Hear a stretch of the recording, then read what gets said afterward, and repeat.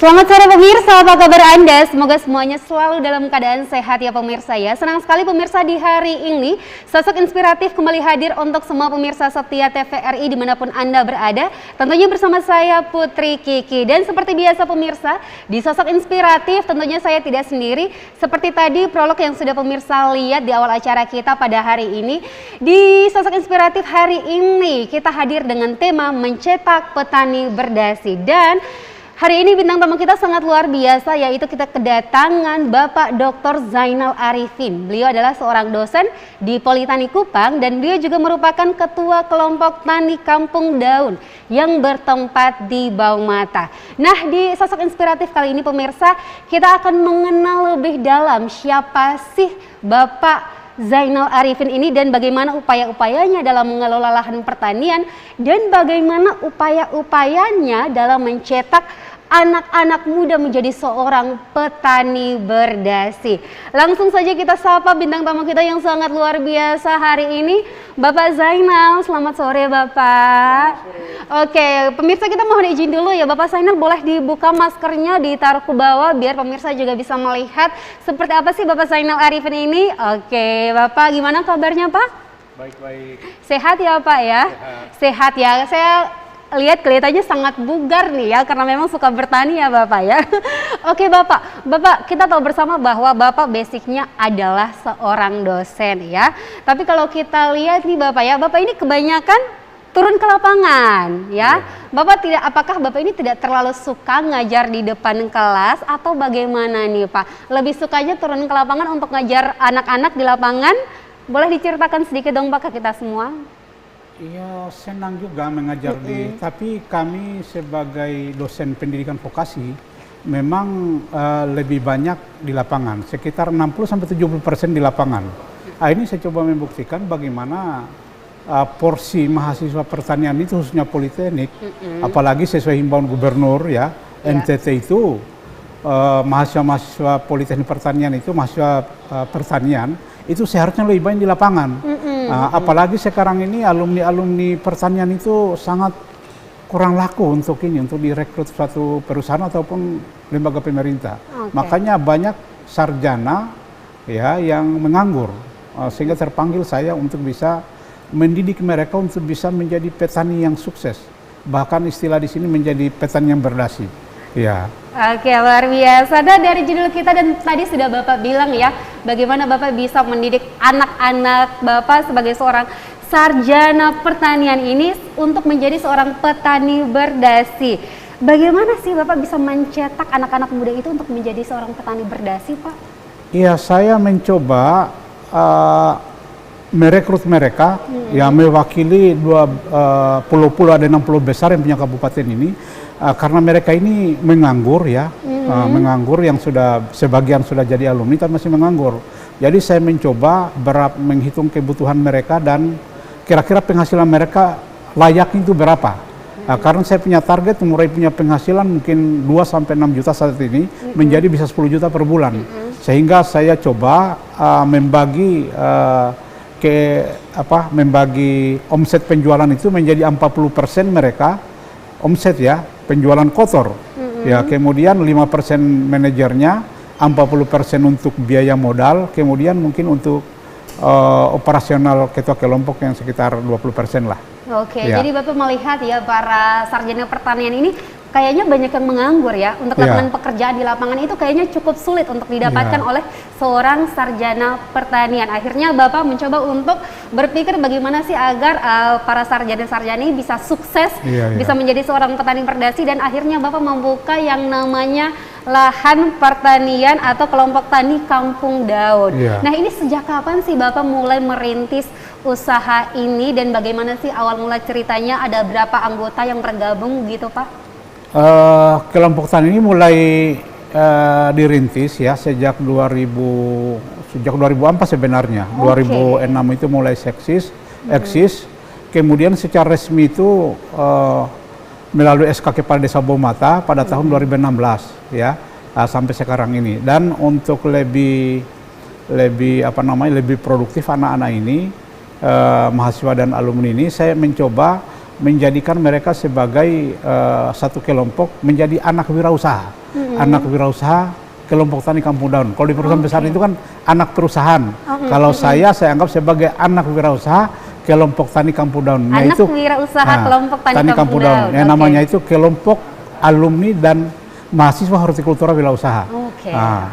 Saya membagi porsi mereka seperti penghasilan tadi itu supaya mereka punya kemampuan. Jadi dia bisa menabung pada suatu saat dengan penghasilan mereka sudah akan mencapai 10 juta per bulan misalnya, itu bisa berpikir untuk memperluas area lagi, ya, memperluas areal usaha mereka, usaha tani mereka di daerah masing-masing yang mewakili pulau-pulau yang ada di NTT ini. Ya. Oke, jadi kalau dari tadi prolog yang kita lihat ya bersama ya Bapak ya, ternyata tidak hanya mahasiswa pertanian, kemudian tidak hanya sarjana pertanian saja yang bisa belajar di lahan percontohannya Bapak, tetapi apakah Bapak juga menerima masyarakat luas, mungkin dari mana saja yang ingin belajar di lahan percontohannya Bapak, apakah Bapak menerima mereka semua? Oh ya, menerima, karena itu menjadi apa ya, menjadi media belajar bagi masyarakat dan mahasiswa ataupun pelajar SMK misalnya. Jadi saya tidak menutup diri untuk, karena saya buka kelompok ini bukan, kelompok usaha ini bukan seperti bisnis murni, tetapi menjadi bisnis pendidikan dan bisnis sosial.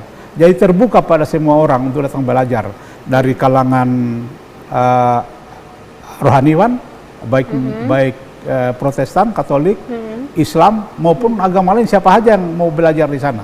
Karena ilmu yang saya peroleh itu sama saya berharap menyebar pada banyak orang supaya ada manfaatnya. Luar biasa. Begitu ya. Luar biasa. Oke Bapak, ini kalau boleh tahu lagi nih ya Bapak ya, dari lahan percontohannya Bapak nih, apa saja sih produk yang sudah dihasilkan? Produk yang dihasilkan itu pertama itu ada buah naga, ya, ada pisang, kemudian ada tanaman pepaya. Ya.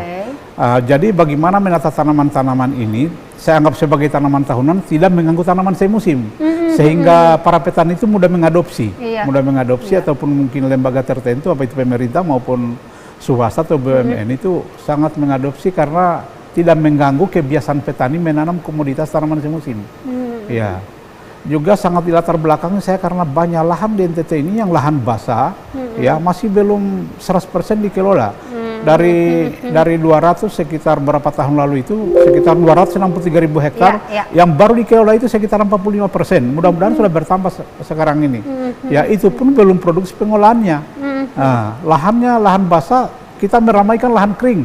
Padahal lahan basah itu cukup banyak. Saya contohin misalnya lahan mamar pisang, semua itu punya sumber air. Bahkan data di dinas terkait itu sampai 263.000 hektar. Ya, mamar saja itu sekitar 36.000 hektar.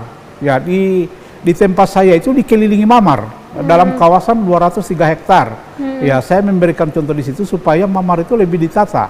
Ya, tetapi tidak menghilangkan kearifan lokalnya, karena di mamar itu ada tanaman-tanaman pisang, ada tanaman sirih, tanaman pinang. Ya, sehingga nanti bisa ditata lebih sesuai kebutuhannya masing-masing. Benar sekali. Kemudian Bapak, dari produk-produk yang sudah dihasilkan tadi ini Bapak ya, apakah produk-produk itu dijual atau diapakan ini Pak? Dijual. Dijual ya. Dijual. Tadi itu ada tanaman tahunan, ya, berupa pisang, buah naga, pepaya. Itu ada tanaman semusim, sayur-sayuran. Ya, kemudian sekarang ada ikan lagi. Kami pelihara ikan sekarang lebih kurang 20.000 ekor. Melebar ya usahanya ya Pak ya. Tapi saya melihat untuk mereka menjadikan petani sukses atau istilah di sini itu menjadi petani berdasi, saya harus tambah 100.000 ekor. Lagi membuat kolam-kolam untuk penjualan itu, karena target saya ya 2-3 tahun paling lama sudah mereka punya penghasilan itu, sehingga mereka bisa menyebar, bisa mengajak lagi alumni-alumni yang menganggur dengan pola yang sama. Karena saya pikir dan hasil diskusi dengan saya mereka, kalau menerapkan pola yang saya terapkan, pasti banyak anak pertanian yang akan mengikuti pola ini. Kalau ada instansi terkait yang mengikuti ini, mungkin BUMN yang punya dana TSR, termasuk swasta, LSM, pola ini pasti mereka mau. Karena cukup besar, kan 40% itu kotor, omset penjualan kotor. Ya, begitu satu bulan itu kita hitung, misalnya katakan 20 juta, ya sudah 40% itu mereka, manajernya persen. Terus ada harga dasar lagi, misalnya beli pisang di sana pisang emas. Pisang emas itu kan kami jual murah 10.000 per sisir. Kalau misalnya 7 sisir hampir 50.000, itu harga dasar di sana. Jadi selain penghasilan mereka porsi pembagian penjualan tadi, masih ada dapat lagi misalnya menjual online. Menjual online misalnya harga dasarnya 10.000, dia bisa jual 15.000 atau 20.000, dia mengetor 10.000. Memanfaatkan sosial media dengan baik sekali ya Pak baik, ya? banyak gitu begitu, anak kan apa ada harga dasar, dia bisa jual lebih mahal di sana, dia hanya menyetor harga dasar yang ditetapkan di sana. Nah, sudah dikirim kemana saja sih Pak hasil produk-produk dari lahan percontohannya Bapak sudah ini? Lumayan lah, sudah lumayan dikirim ke hypermart ya, atau ke restoran-restoran, ke hotel seperti Aston sudah pernah mengirim. Kalau keluar daerah gitu Pak pernah? Keluar daerah juga pernah, Bibit pernah kami kirim dulu ke Ambon, pernah ke Kendari yang membutuhkan melalui apa namanya BUMN yang mengembangkan model seperti bau mata ini. Apalagi di sekitar NTT ini sudah banyak. Kalau yang ini sudah cukup banyak. Terutama Bibit ya. Luar biasa, sudah sangat melebar usahanya ya Pak ya. Oke Pak, dari tahun 2004 ya, sudah cukup lama sekali. Dari tahun 2004 sampai sekarang tahun 2021. Apakah selama merintis lahan percontohannya Bapak ini, apakah ada kendala mungkin gitu yang Bapak hadapi? Atau apa sih titik terendah yang pernah dihadapi Bapak ketika merintis usaha lahan percontohan ini? Kendala utama itu kadang-kadang juga alam ya. Seperti kemarin itu kita kena badai ya. Badai Saroja itu ya, yang baru-baru ya. Itu kami punya pisang itu ada 1090 pohon baru mulai berbuah. Yang roboh itu ada 1069 pohon. Sudah semua keluar buahnya tapi belum masa fisiologis. Sehingga kami rugi itu cukup besar, sekitar 170 jutaan ya jumlah yang rugi. Tapi saya sampaikan kepada mahasiswa, jangan ini dianggap sebagai musibah, tapi dianggap sebagai tantangan supaya kita tidak berhenti mengembangkan ini. Jadi mahasiswa dan alumni terus melakukan perbaikan rehabilitasi lahan sampai sekarang ini. Ya, kemudian juga lagi masalah yang kami hadapi itu pembagian air. Kalau musim kemarau ini kan hanya hari Sabtu 4 jam kita pakai.